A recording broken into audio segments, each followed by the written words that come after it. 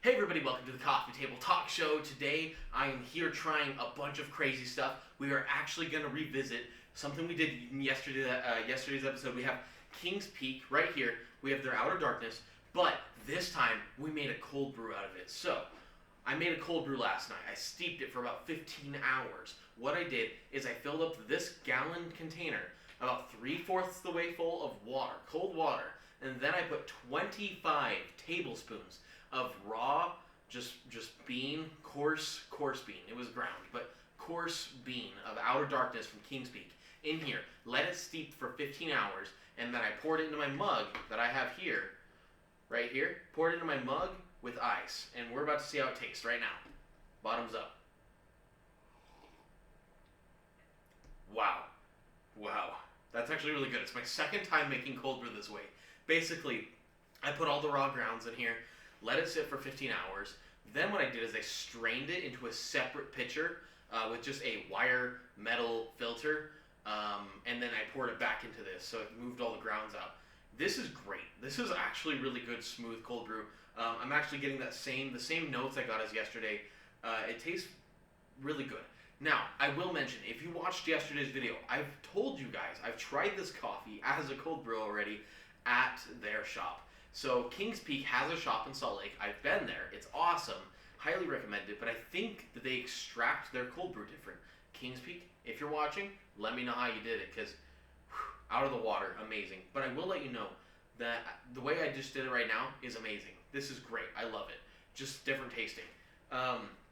Highly recommend Outer Darkness. It's a very solid blend from them. We're going to be switching it up, so don't just think that this is the only thing we do on this channel. But cold brew, I would say, is a good, on like a cold brew scale, I would say is about a good 6.5 out of 10. On a hot coffee scale, I would say Outer Darkness easily hits like a solid 9. It's a really good, solid blend. It's a very dark blend, so keep that in mind. Very dark coffee. So we tried it raw. Now I'm going to introduce this other brand, separate brand. They sent me a box. Their brand's called Gosh, That's Good. It's a very old style brand. This is kind of like the cards they sent me for their company. They gave me a bunch of sample stuff. I think they normally supply to like small local mom and pop coffee shops. But they sent me all of this stuff. I got tons of it here. I have vanilla bean. I have creamy caramel. I think I saw a hazelnut one. I think a pumpkin spice one. We're not going to get to all of them today, but I know that I want to put the creamy vanilla bean in one of them, creamy hazelnut, and probably the caramel in one today. But I'm just going to kind of try this brand, and just because they sent me a box, I want you all at home to know that just because they sent this to me for free does not mean that it's going to like stifle my review. I'm going to be completely full out honest with you guys, because that's number one key here. Is I'm not going to sell you on a brand that's not good. If it's great, I'm going to let you know it's great. If it's bad, I'm going to tell you it's bullshit. So we're going to get right to the point. So I'm going to actually put a few tablespoons of vanilla bean into probably about 1 tablespoon max, maybe half a tablespoon into my cold brew. Mix it up really well. A pro tip for everybody at home, if you guys do this, mix any powder you ever mix with a cold drink. Mix it in some hot water first, or at least some warm water, and really give it a good stir in a separate container before you pour it in. That way you can kind of like caramelize it. You can make it a lot smoother. It just kind of goes into your drink a lot nicer. So because it's not liquid already, you kind of have to make it that way before you pour it in, or else you get all those clumps at the top, the ones you're sitting there stirring forever trying to catch, those ones suck. But I'm going to put it in here, the creamy vanilla bean. We're going to see how it tastes. Okay, now that we have the vanilla bean mixed up in here, I'm going to give it my first impressions. I'm nervous. I don't normally like sweet drinks, especially with cold brew. You can mess up a cold brew really fast. So we'll see how this goes. Cheers.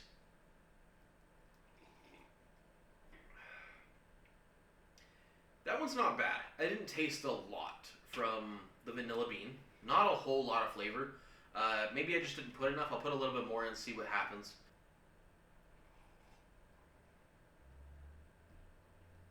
That's really good. Wow, that vanilla bean is strong. Whoa. Okay, first off, straight off the bat, they nailed the vanilla flavor on that. That is really good. It is very subtle. Keep that in mind. If you're making a hot drink, this will go perfect. Just like a half a tablespoon into a hot drink. Wow. Or should I say, gosh, that's good. In all honesty, guys, that was actually really, really smooth. On a scale of 1 to 10, that I would probably give actually a really good solid 8. Like, that is something I would consider putting a small amount in my coffee. They have a sugar-free version of, I believe, everything here. So that's pretty awesome. But wow, that is out of this world. That is actually really good. Next up, we're going to try the creamy hazelnut. That's this one right here. We're going to see how well this one does. It could be good, could be bad. I'm not a huge hazelnut fan anymore. I used to be, but I've kind of developed my palate a little bit more, so we'll see how it goes. Cheers.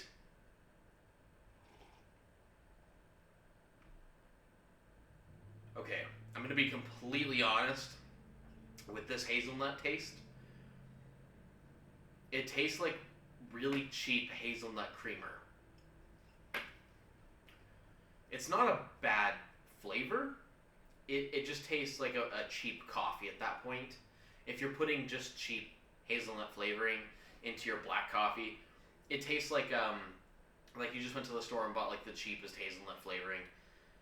That was not good. That's not my favorite. I think we're gonna move on to the caramel, our last flavor, and see how that one does. Hopefully it performs better, because I'm not a fan of the hazelnut. So let's see if this can save my opinion on this brand. All right, we have the caramel here. Let's give it a shot.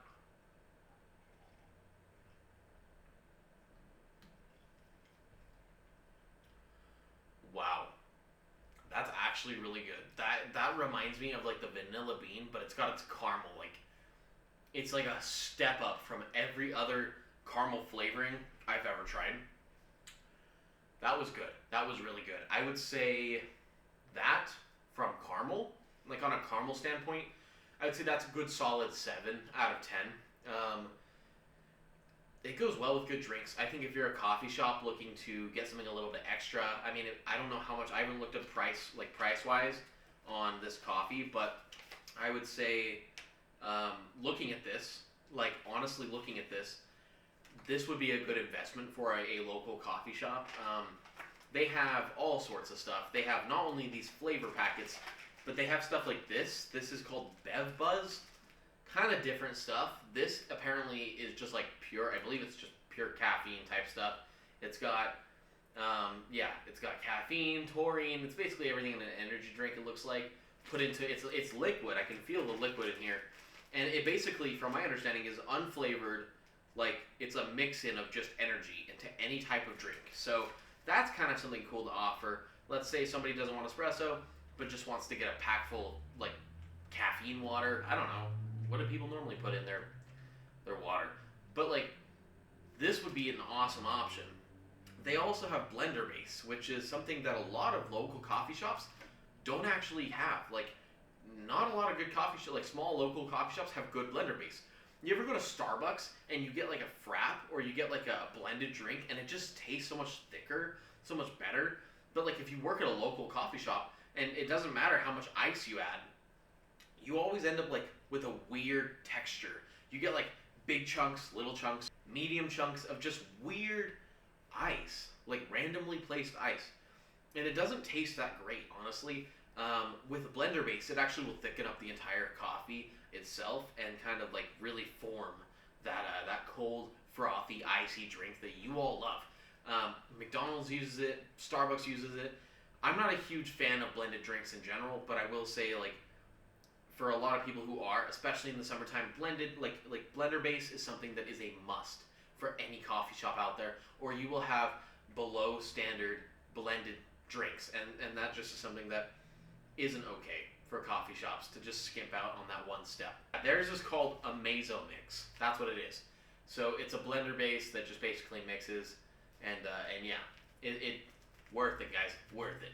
Looks like they also have some other cool flavors in here, like white velvet, classic chocolate, matcha green tea, pumpkin spice. We'll have to try all of these in another episode. I might do it tomorrow. I'm not sure. I want to pump these videos out and get you guys like enjoying coffee a lot more. So let me know in the comments below if you guys have a coffee you want me to try or something you want me to check out, and I will go check it out.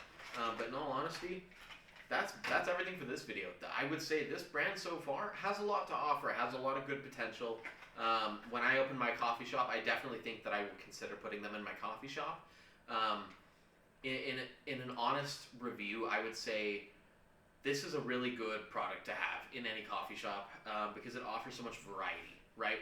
You get a lot of bigger companies that can offer the flavors but don't offer a blender base, an energy boost. This kind of has it all. Plus, for them to send me this sample pack, I mean, in the first place, it's kind of cool that like they allow you to try all of their stuff, so you kind of know what you're getting, which a lot of companies don't. You know, you get a giant thing of flavor syrups, and you don't even know what half of them are because you don't try them. So this is kind of cool to have like a sample pack sent to your home. I'm sure if you reach out to the wonderful people here at Gosh That's Good, I'm sure they'll send you your own sample pack. I'm going to leave their company in the description below. I'm going to leave King's Peak in the description below. Honestly, both solid companies. Go check them out. Go show them love. So everything's in the description below. Also, one note about King's Peak, if you guys didn't watch yesterday's video, King's Peak will actually be our January crate coffee of the month. So make sure you guys subscribe to the crate on TheGreatCoffeeCrate.com. And yeah, you guys are going to get all the coffee goodies there. This was awesome. Let me know if you have anything else you want me to try, check out. I will definitely do it. I love checking up like different coffees for you guys. This is super cool. So thank you all so much for watching, and I will see all of you in the next episode of the Coffee Table Talk Show. Bye!